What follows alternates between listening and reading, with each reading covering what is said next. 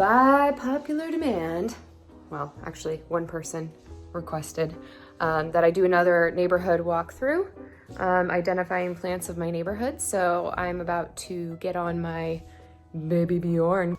So you can probably tell I'm feeling a little bit better these days.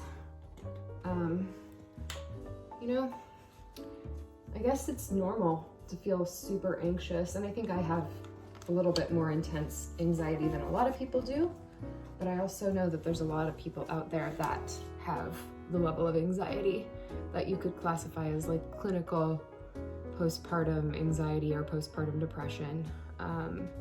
And full disclosure, I started taking Babybjorn a couple of days ago, which apparently you know, takes a while to take effect. So I might be experiencing some kind of a placebo benefit, but I have felt more optimistic, less doomsday, even though I know that my baby is still awake most of the night. So that kind of scares the crap out of me because my nighttime help is gonna leave in like a month. So, you know, there are still the same things looming, but I just don't feel as, you know, hopeless about them all. And me and Eden are getting used to each other. We're, you know, finding ways to, you know, hang out and make her comfortable while I still get to do something. So this is one of them. And she hated like 3 different carriers, all the kind of like, you know, wrap type ones she wasn't digging. I think what she likes about this is that it supports her head, but she can still move it around. It's not like clamped to my chest. I'm gonna go for a walk. Would you like to go for a walk with mommy? Yeah? Wanna go for a walk? Go outside?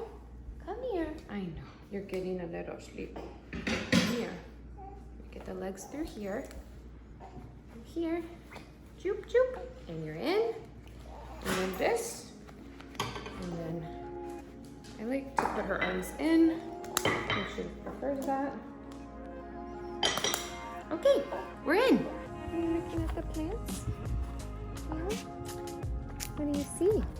You see an agapanthus? Do you see there's an agapanthus? It doesn't have flowers right now. What do you see? Hi, Mom. I see a Ficus benjamina. That's right, Eden. Good job. That's a Ficus benjamina. I just love how they've manicured everything. This is a pittosporum, a variegated pittosporum, and it does grow in a kind of ball-like shape. This one's definitely been manicured to keep it tighter, but it naturally grows in that kind of shape. So all the pittosporum shrubs are very cool. This is actually culinary sage that you would use for cooking. So now would I use it for cooking from here? No. Because every dog probably pees on it, which, by the way, do you have any hand sanitizer? And then we have a bunch of other things. There are azaleas back there. The flowers are not quite on it right now. This is a pennisetum fountain grass. This is a really beautiful one that people like to layer in. It looks like this is some kind of a lily. So that's kind of fun. These will bloom and have flower. Maybe not this, but that's the seed pod, I think.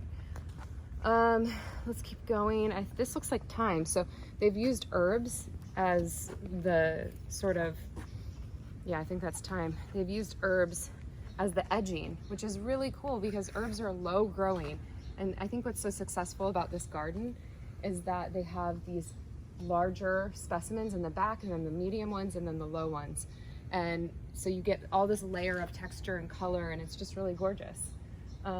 We have a rose bush in the back here, another fountain grass. Here's a boxwood. This is what they make like topiaries and hedges out of.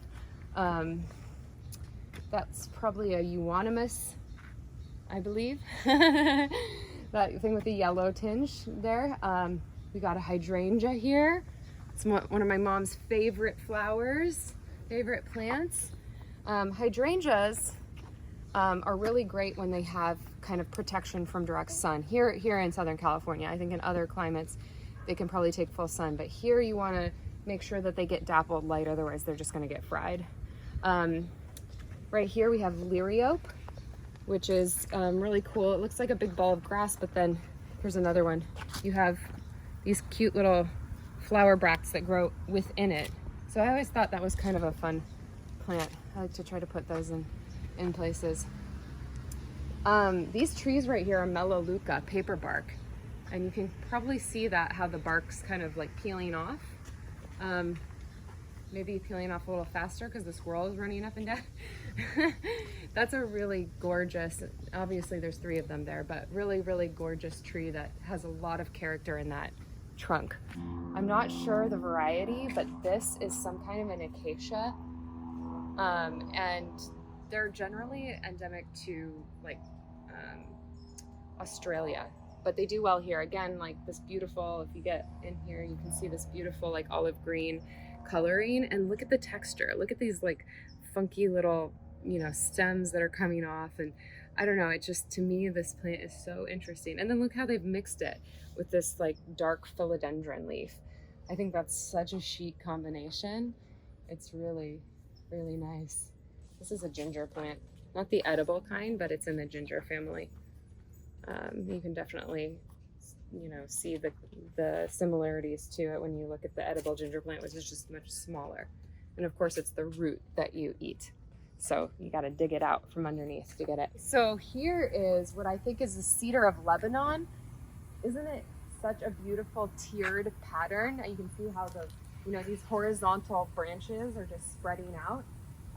This is kind of feels a little odd in California. That's why I like it. I think it's so, you know, so striking. And obviously this is a super old tree. Look how huge that branch is.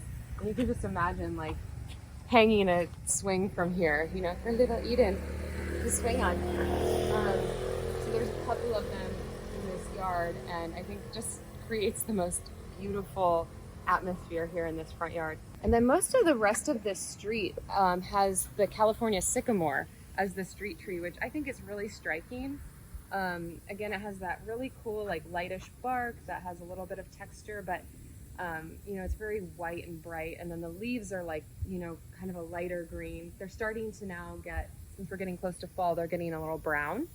And that's what's kind of cool about this tree, is that it really is deciduous, and we're not in a climate where we get many deciduous plants.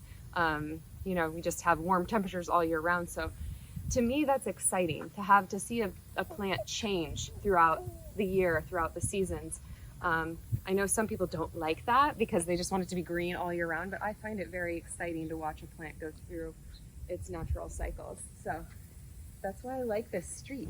Right here you see something that's kind of, I don't know if it's native here, but it has turned into a plant that just kind of tends to pop up in natural landscapes. I also know it's like kind of a Mediterranean plant. This is called plumbago. So you can see it's like a big shrub. It's a large shrub, and it flowers in the summer, spring, summer, you know. You can see how impactful this is, and obviously does really well here. So it's almost like it's native. Take a look across the street and you can see how well it does there. So you see all that plumbago. Of course, there's a bit of a trumpet vine mixed into the top of it, or a honeysuckle or something. That's what that orangish red is. But all that purple is the plumbago. Another beautiful tree, silk floss tree. This one again is seasonal, of course, but it keeps some of its leaves. It doesn't always have these gorgeous pink flowers. So these are really lovely. And then the other distinguishing feature of this tree that I love is its pokey trunk. So you see these like crazy spikes. These are really, really cool, but also dangerous. So obviously you don't want this in the middle of a courtyard if you have a bunch of, you know, kids running around or something like that. Tuck it away off the beaten path. But it's a beautiful, beautiful tropical specimen. Aha, one of my favorite houses here. Okay, so look at this. We've got a combination of Ficus benjamina, which is the weeping ficus, which I love the texture of.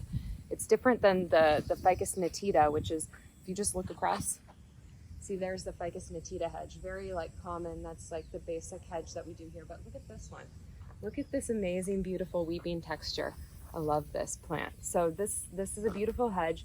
And then we have our special interest plants here by the front gate. We have, this is a potted boxwood globe, one of my favorite things, very like proper garden. But then, what? Agave Americana, that's strange. That's weird how they would mix those two, but doesn't it work? I think it's so, because it's so structured, you know, you have the globe and then this is very structured. And then we have a little bit of elephant food. That's what they call this. That's the succulent down there that's trailing out. And I just love, now we have this like weeping element. So these three shapes to me is like the perfect trifecta. You know, you have this kind of shape that's like a starburst kind of out. You have a perfect round globe, and then you have this trailing viney thing. So to me, this is like the perfect grouping, and I strive to emulate this sort of, you know, composition in a lot of my designs.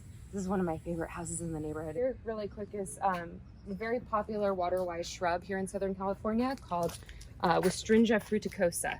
And it's got this cool, like, you know, kind of gray-green color, and it gets little white, sometimes purplish flowers.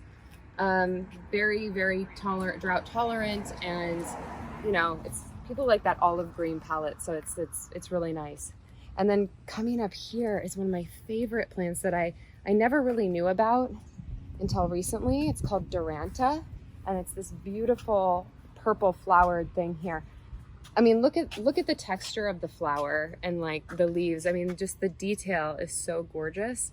But then when you also back up and you see the overall shape of this plant, it's just so pretty how it kind of comes up and over and weeps over. And the way that this homeowner has installed it on either side of their driveway to kind of frame that is so elegant, I think. So Duranta, that one's a new fave. All right, guys, so that was our neighborhood walk and plant identification.